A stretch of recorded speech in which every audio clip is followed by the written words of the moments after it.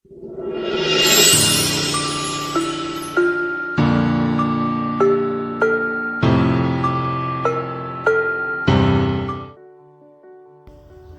assalamualaikum warahmatullahi wabarakatuh. Bagaimana kabar anak-anak ibu? Baik-baik aja kan? Oke, sebelum kita memulai pembelajaran pada hari ini, marilah kita berdoa bersama-sama dengan menundukkan kepala. Berdoa dimulai. Berdoa selesai. Semoga dengan kita berdoa tadi, pembelajaran kita mendapat keberkahan dari Allah Subhanahu wa taala. Pembelajaran kita berjalan dengan lancar dan ilmunya bisa kalian cerna dengan baik. Amin. Kehadiran 1, 2, 3, 4, 5, 6. Oke, berarti hadir semua ya. Ibu mau nanya nih, hari ini kita belajar tentang apa ya? Ada yang tahu nggak nih? Oke, kayak gini aja deh. Kayak gini aja nih. Ibu akan menampilkan sebuah ayat dari salah satu surah di Al-Quran. Nanti coba kalian baca dan cermati. Nah, ini sudah ibu tampilkan nih. Coba ibu ingin mendengar suara merdunya Syam. Bisa Syam? أعوذ بالله من الشيطان الرجيم بسم الله الرحمن الرحيم وإذا تولى سعى في الأرض ليفسد فيها ويهلك الحرث والنسل والله لا يحب الفساد. Shadaqallahul azim. Oke, terima kasih banyak Syam. Nah, sekarang kalian sudah baca tuh pasti artinya.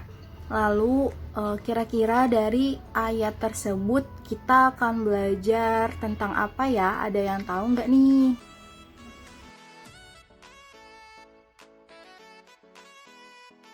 Ekosistem Bu, iyalah Bu. Oke, betul sekali. Jadi hari ini kita akan belajar ekosistem dan peranan manusia dalam ekosistem.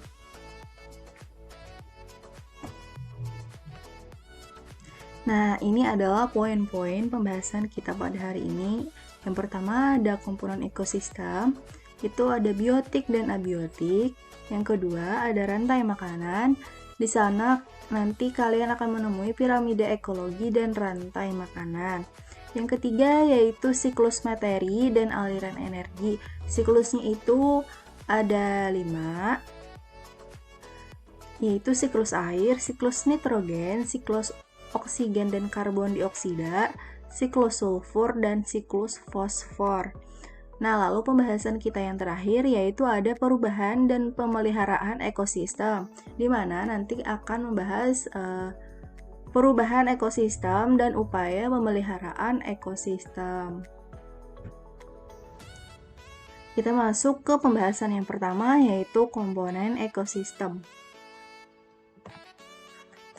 Nah, Ibu mau nanya nih, apakah kalian tahu komponen ekosistem berikut? Komponen abiotik itu apa aja? Lalu komponen abiotik itu apa saja sih? Belum tahu, Bu. Komponen biotik meliputi produsen, konsumen, pengurai, dan detritivor, di mana bisa juga dikatakan bahwa komponen biotik ini adalah komponen makhluk hidup atau makhluk Allah yang hidup. Kalau komponen abiotik itu meliputi air, tanah, cahaya, iklim, dan topografi, di mana bisa juga kita persingkat bahasannya bahwa kalau abiotik ini meliputi lingkungan atau benda-benda yang mati. Jadi, biotik hidup itu benda hidup, kalau abiotik adalah benda mati. Kita lanjut ke pembahasan selanjutnya. Nih, yang kedua ada rantai makanan. apakah kalian masih ingat sih rantai makanan itu dimulai dari apa? Ada yang masih ingat nggak? Kalau nggak salah ini pelajaran lagi SD ya. Kita bisa korek-korek lagi tuh informasinya. Oh iya, Ibu mau dengar suara Wildan deh. Coba Wildan masih ingat nggak? Produsen, Bu.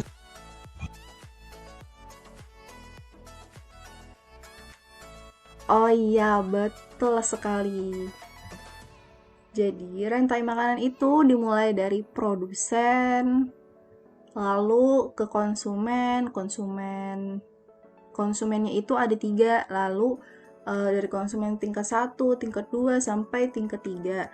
Nah, di sini ada Ibu tampilkan rantai makanan nih. Coba kalian masih ingat nggak rantai makanan ini dimulai dari mana? Gini deh, kalau kalian bisa menceritakan rantai makanan ini, nanti Ibu kasih poin tambahan sama Ibu kasih Ibu kasih coklat deh. Ada yang mau nggak?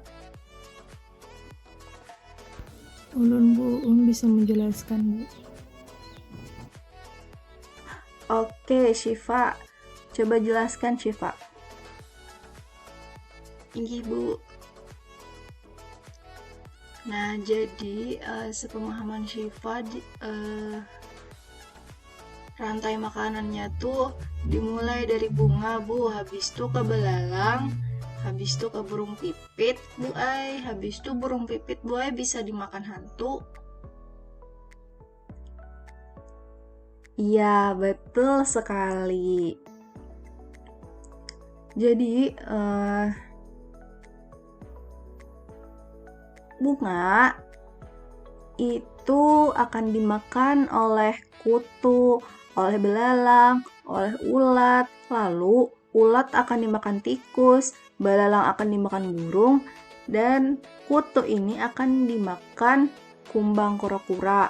Lalu tikus akan dimakan burung hantu, burung pipit juga akan dimakan oleh burung hantu, dan kumbang kura-kura ini dia akan dimakan oleh burung pipit. Jadi lalu jika burung hantu tersebut mati, maka akan diuraikan oleh bakteri-bakteri pengurai atau dekomposer. Gitu ya anak-anak Ibu.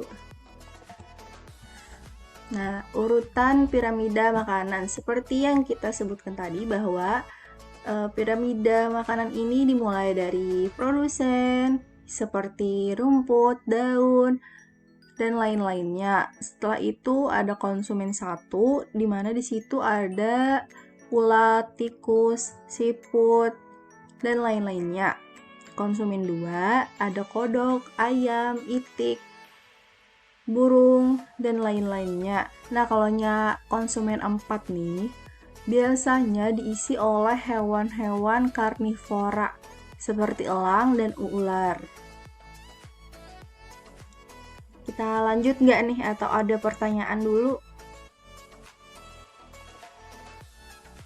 Nah, kita lanjut ke pembahasan berikutnya yaitu yang ketiga. Ada siklus materi dan aliran energi. Kalian tahu nggak tuh siklus materi sama aliran energi atau pernah mendengar atau apa? Belum Bu. Oh, belum ya. Oke.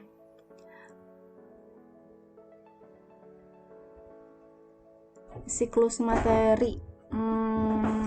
Siklus kan kayak ada siklus atau daur. Daur itu dimana dia akan berulang-ulang. Misalkan ada kayak rantai makanan tadi, dia akan berulang-ulang, akan tetapi siklus ini terjadi di lingkungan kita, di mana siklus itu meliputi daur air, daur nitrogen, daur O2 dan CO2, di mana kalanya daur air itu proses terjadinya air, dimulai dari terjadinya air sampai ke air itu lagi.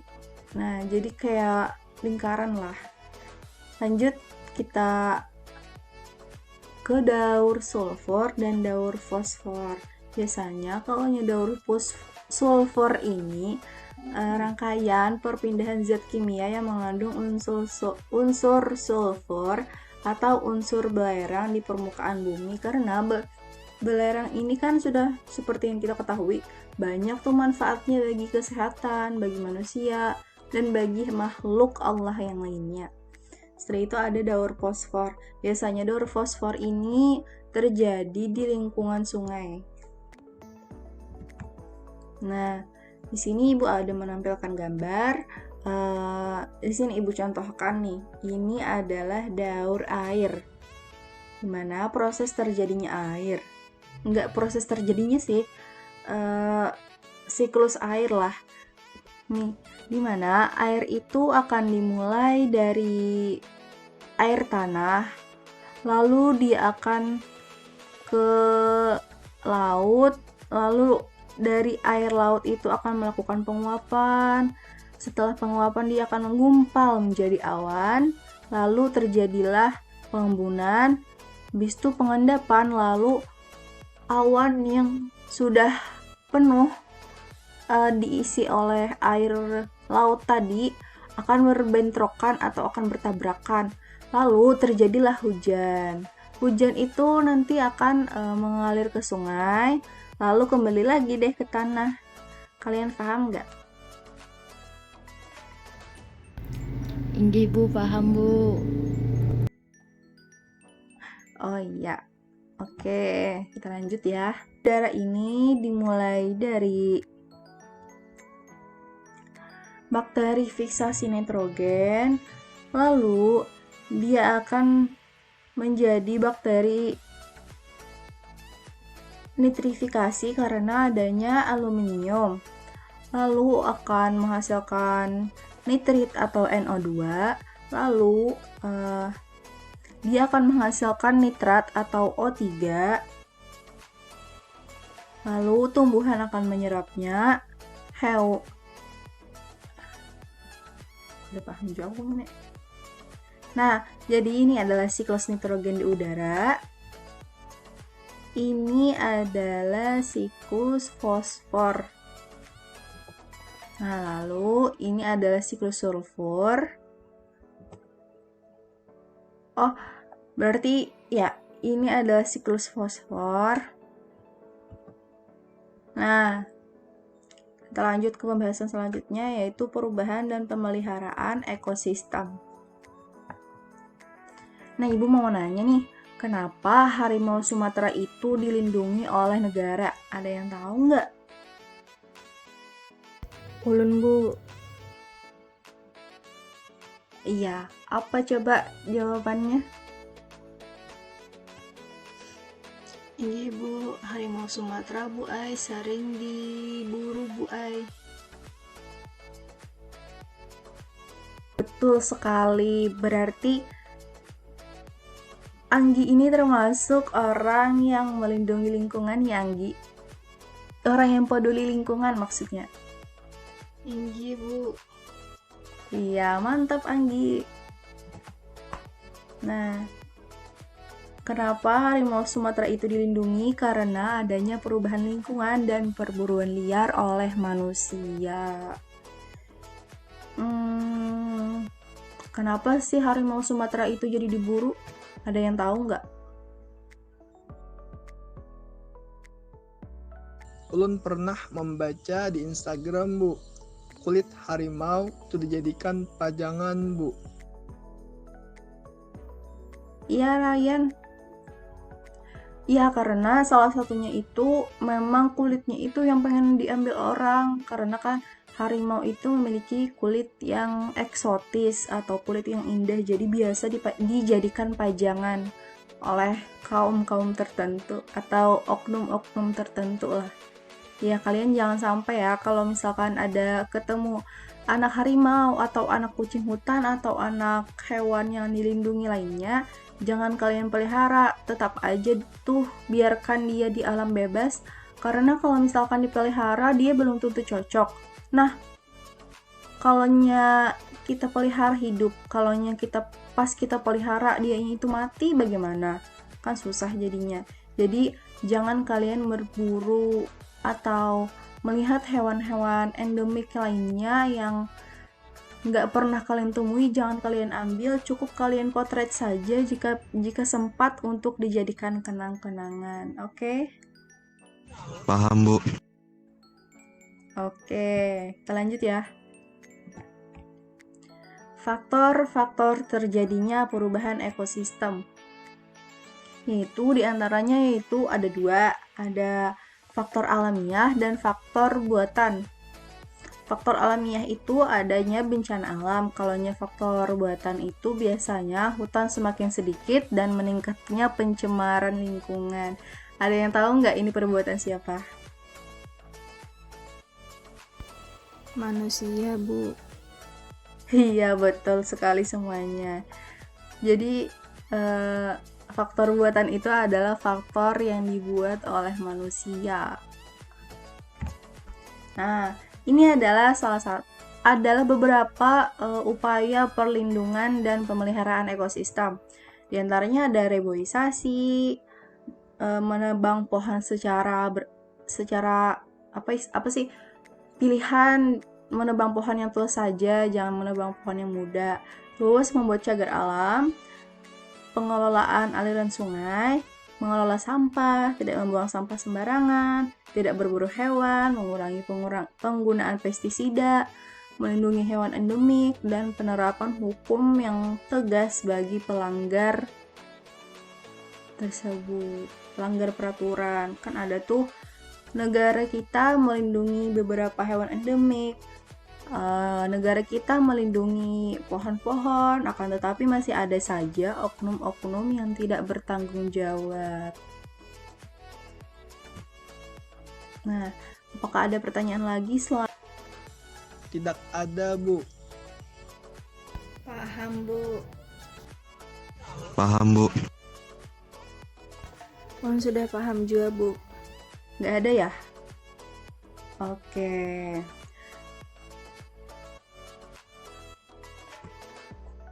Nah, mari kita urutkan bersama-sama. Kita urutkan mulai dari bawah nih. Mulai dari bawah itu kalian melihat apa sih?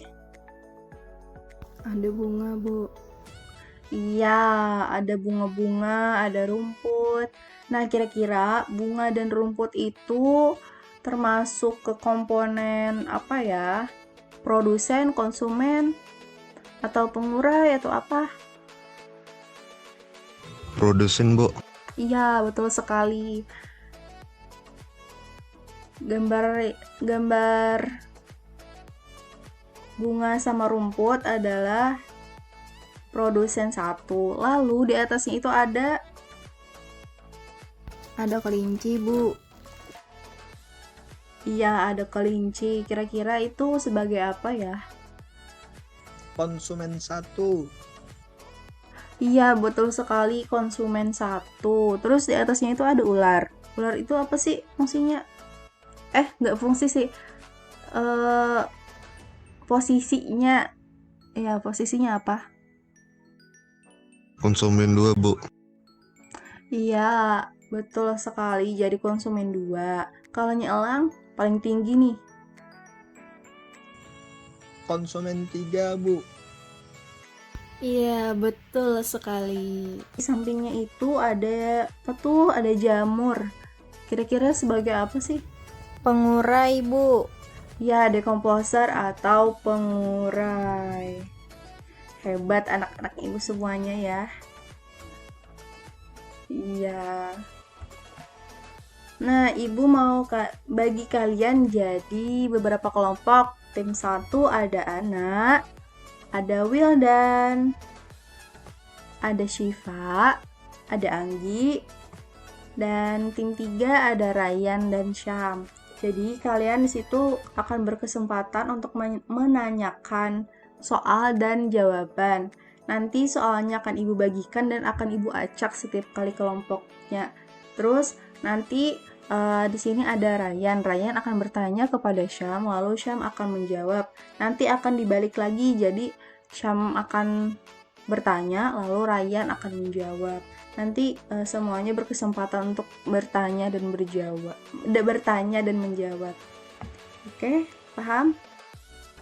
Iya Bu, paham Bu. Iya. Jadi soalnya ada 3 untuk masing-masing. Soalnya tuh ada 1 untuk masing-masing tim. Tim 1 ada gambar segitiga, tim 2 ada gambar lingkaran, dan tim 3 ada gambar kotak. Nanti kalian melakukan permainannya ya. Inggih Bu. Ya. Ada pertanyaan nggak dulu? Paham Bu. Nggak ada? Yakin nih? Iya, oke. Silahkan kalian mulai permainannya ya. Iya. Setelah permainan tadi, kalian bisa menyimpulkan nggak nih pembelajaran kita pada hari ini? Atau gini aja deh, kesimpulannya itu bisa berupa quotes. Nah, Ibu ingin kalian membuat quotes seperti yang Ibu tampilkan di depan kalian, yaitu lingkungan adalah rumah kita, jangan sampai kita kehilangan rumah untuk berlindung.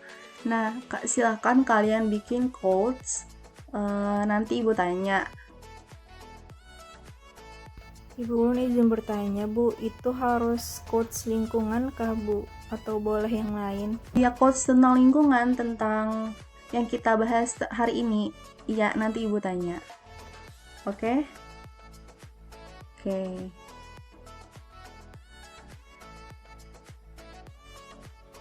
Sudah selesai semuanya membuat quotes? Sudah Bu. Inggih Bu. Sudah? Oke. Coba Syam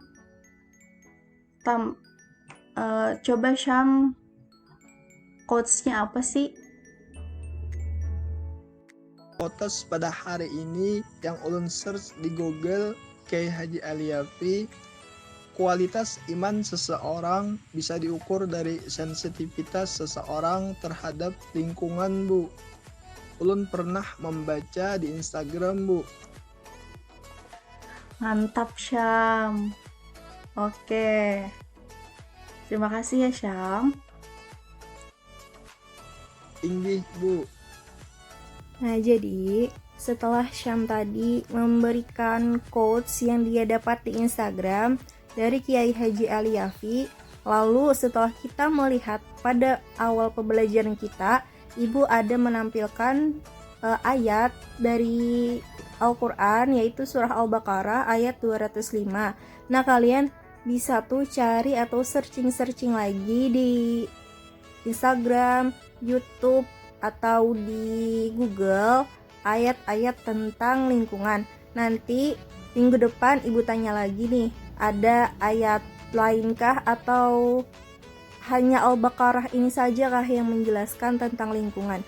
Oke, pembelajaran Ibu akhiri. Salah hilaf mohon maaf. Wabillahi taufiq wal hidayah. Wassalamualaikum warahmatullahi wabarakatuh. Tetap semangat semuanya. Inggih Bu, terima kasih banyak. Assalamualaikum warahmatullahi wabarakatuh. Ibu, terima kasih banyak Bu. Berelaan Bu.